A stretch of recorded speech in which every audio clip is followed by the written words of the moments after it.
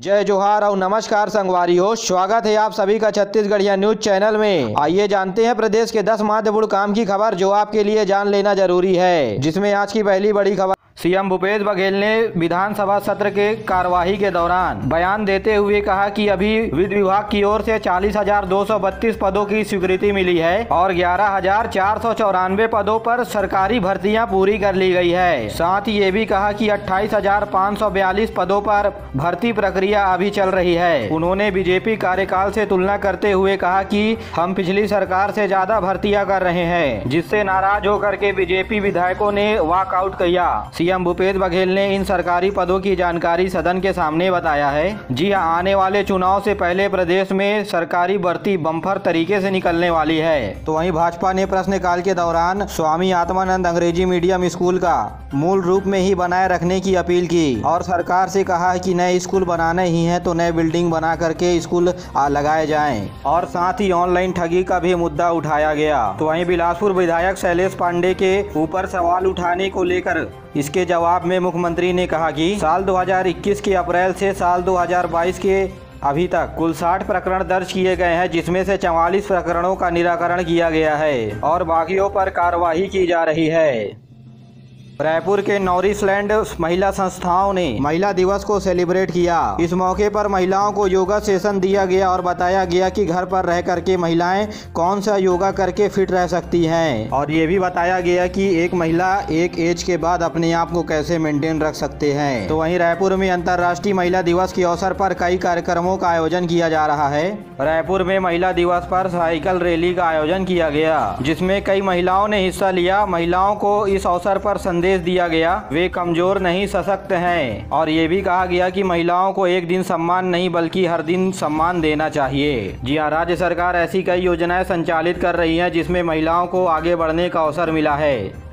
धमतरी जिला नगरी पुलिस ने बड़ी कार्रवाई करते हुए 2 अंतर्राज्यीय गांजा तस्करी को पकड़ा है। पुलिस ने आरोपियों के पास से 70 लाख रुपए का गांजा बरामद किया है। बताया जा रहा है सिहावा पुलिस को मुखबिर से सूचना मिली थी और बुराई सिहावा मार्ग पर पुलिस ने संदिग्ध ट्रक की जांच की, जिसमें कुल 14 बोरियों में पैकिंग किया हुआ 350 किलो गांजा मिला। पकड़े गए दोनों आरोपी प्रयागराज उत्तर प्रदेश के रहने वाले हैं, जहाँ सिहावा पुलिस ने दोनों के खिलाफ अपराध दर्ज करके आगे मामले की जांच कर रही है।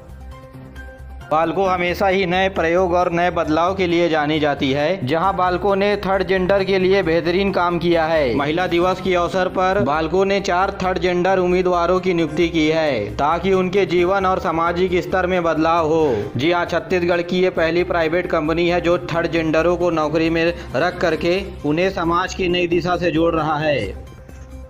खाद्य और सांख्यिकी विभाग के मंत्री अमरजीत भगत ने छत्तीसगढ़ में आर्थिक सर्वेक्षण साल 2021-22 का प्रस्तुत किया और इस रिपोर्ट के आधार पर छत्तीसगढ़ की जीडीपी दर 11.5% है। जीएसडीपी में काफी बढ़ोतरी देखी गई है, जो केंद्र सरकार से अधिक है। रिपोर्ट के मुताबिक कृषि, सेवा और उद्योग क्षेत्र में भी जीएसडीपी बढ़ा है, जिसमें से कृषि क्षेत्र में 3.88% वृद्धि देखी गई है और उद्योग क्षेत्र में 15.44% वृद्धि और सेवा क्षेत्र में 8.54% की वृद्धि देखी गई है। और छत्तीसगढ़ में प्रति व्यक्ति वार्षिक आय 1,18,400 रुपए आया है, यानी पिछले वर्ष की तुलना में 11.93% की वृद्धि हुई है। पूरे होने पर पेंशन धारक को हर महीने 3,000 रुपए की राशि मिलेगी।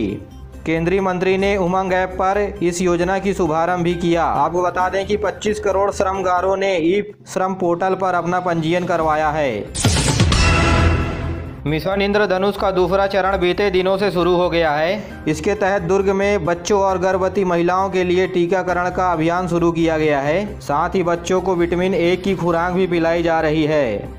इसके लिए करीब जिले भर में 495 टीकाकरण केंद्र भी बनाए गए हैं। इसी अवसर पर लाल बहादुर शास्त्री अस्पताल में भी बड़ी संख्याओं पर गर्भवती महिलाओं और बच्चों को टीकाकरण किया गया। दुर्ग जिले में पहले चरण के दौरान 732 गर्भवती महिलाओं और 1600 बच्चों का टीकाकरण किया गया था। वहीं दूसरे चरण में 729 बच्चों और 234 गर्भवती महिलाओं को टीका लगाया जाएगा।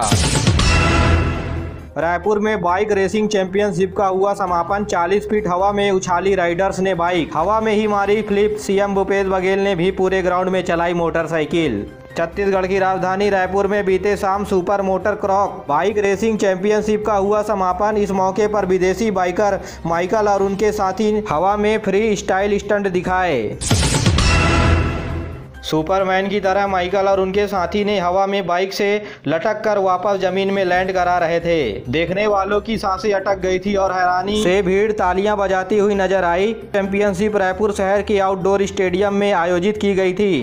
बीती शाम 2 दिनों तक देश भर से आए बाइकर्स ने भी अपना हुनर दिखाया।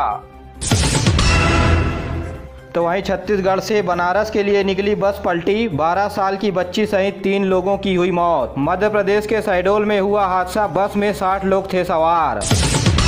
जी हां, पथखई घाट में बस अनियंत्रित होकर के 100 फीट नीचे गिर गई। हादसे में 12 साल की बच्ची सहित 3 लोग की मौत हो गई, जबकि 44 से ज़्यादा लोग घायल हुए हैं। इनमें से 5 की हालत गंभीर बताई जा रही है। घायलों को जिला अस्पताल और मेडिकल कॉलेज में भर्ती कराया गया है। जानकारी के मुताबिक कवर्धा से भोरमदेव ट्रेवल्स की बस शनिवार रात बनारस के लिए निकली थी। रात करीब 12:30 बजे बस शहडोल से सिंहपुर थाना क्षेत्र के पथखई घाट पहुंची ही थी। वैसे बस अनियंत्रित होकर के खाई में गिर गई। हादसे के बाद चीख पुकार मच गई। इस दौरान वहां से निकले लोगों ने पुलिस को सूचना दी, जिसके बाद पुलिस ने घटनास्थल पर आकर के बचाव कार्य शुरू किया।